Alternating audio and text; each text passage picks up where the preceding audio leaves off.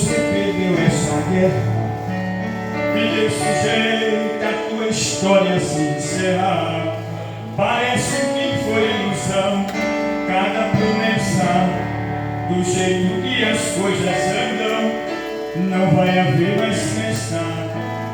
Mas é desse jeito que o teu Deus trabalha.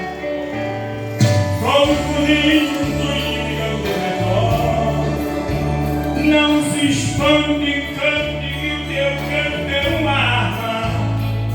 Deus levanta a partir do que está no pó. Deus está agindo em você, não está só. Vai ver surpresa, vai ter gente te abraçando e te dizendo: eu não acreditei.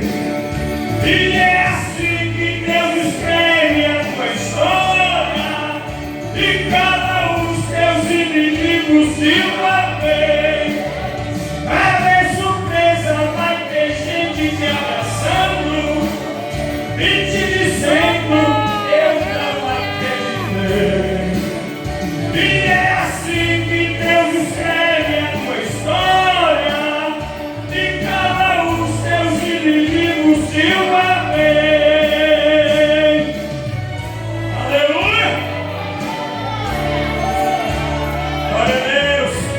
Muitos não acreditam na tua vitória. Aleluia! Mas naquele dia do mundo e ação de graça, é Ele que vai partir o ouro e vai receber aquele refrigerante com o culto que Ele vai dar. Parece até que você já foi destruído e tua história não interessa a ninguém. Tem tanta gente tão importante na sua frente e cada dia que se passa fica tão distante. A vitória que você tanto espera, mas Deus trabalha com uma programação. Nada acontece antes de chegar a hora.